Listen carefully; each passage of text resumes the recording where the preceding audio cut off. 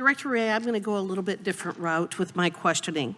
In testimony before the Senate Judiciary Committee in December of last year, you stated that the FBI is, quote, especially concerned about the possibility of Hamas supporters engaging in violence on the group's behalf, end quote, and that the threat from a, quote, terrorist organization who may exploit the attacks in Israel as a tool to mobilize their followers around the world, end quote. We've seen a lot of conduct today that I think is concerning to many people in terms of Hamas terrorists and their sympathizers.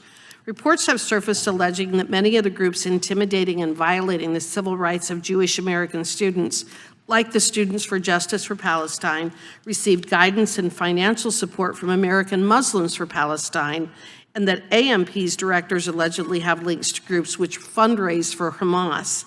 Director Wray, is the Bureau aware of or investigating whether these groups violating the civil liberties of Jewish Americans are connected to or affiliated with Hamas or other terrorist organizations?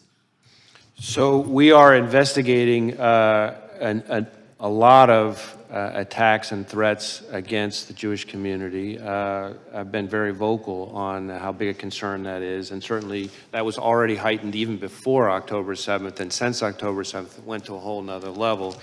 We are actively engaged with Jewish community both locally and nationally.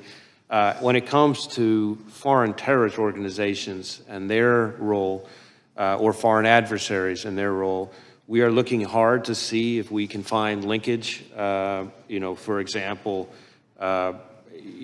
funding or things like that. Nothing that I can report at this time, but it's something. But you're investigating it. It is the kind of thing that we're looking for, absolutely, okay. Because we know that there's an interest in their part to foment. We're watching it yes. in real time today. Right, yes. There are other reports that Mayor Bitar, National Security Council Coordinator for Intelligence and Defense Policy and Deputy Assistant to the President, was an active member in Students for Justice in Palestine at Georgetown University, which is one of the groups alleged to have ties to Hamas. Is the Bureau investigating whether the Biden-Harris administration is compromised by pro-Hamas groups and organizations? Well, again, we're having quite a number of Hamas-related investigations. I'm asking specifically about whether you are investigating whether the Biden-Harris administration has been compromised by pro-Hamas groups. There's nothing along those lines that I can think of to report. I also want to talk to you a bit about the FBI's investigation and involvement with the Russia collusion hoax. And the FBI was involved with that because of its potential relationship to election interference. Is that correct? The FBI's involvement in investigating the Russia collusion hoax. That was because there was concern about election interference. Is that correct? Well, the FBI was involved and staffed as investigators the Special Counsel Mueller investigation into efforts by the Russian government to influence and interfere. With the election, correct? Yes. All right. So is the FBI investigating what just happened with Joe Biden being forced out of the race after winning the Democrat primary as election interference? Is the FBI investigating that right now? I'm not aware of any investigation along those lines. Director Wray, it was reported in March that the FBI's Foreign Influence Task Force resumed communication with social media companies. And an FBI spokesman has stated that, quote, in coordination with the Department of Justice, the FBI recently implemented procedures to facilitate sharing information about foreign malign influence with social media companies in a way that reinforces that private companies are free to decide on their own whether and how to take action on the information, end quote.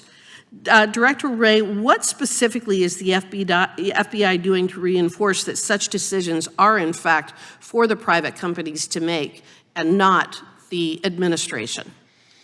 So I think the best way to summarize it is that the guidance makes all kinds of additional steps to underscore that the FBI has no interest in participating in any way whatsoever in the company's decision-making, that companies are completely free to take any actions on their own, that we are simply passing information on to them for them to do whatever it is they want to do independently, consistent with, I should say, I very much appreciate the Supreme Court's finding that no evidence that the FBI coerced platforms to take content down. Well, I don't believe that that's what the Supreme Court found. What the Supreme Court found was that the parties involved didn't have standing, but I think there's a whole body of evidence and legal analysis demonstrating that, in fact, this administration was violating the First Amendment rights of folks through social media companies. I'm just going to ask one final very quick question.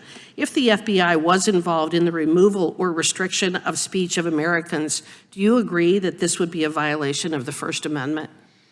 Well, again, I'm not going to engage in hypotheticals. My understanding and my strong view from everything I've seen is that we did not violate the First Amendment.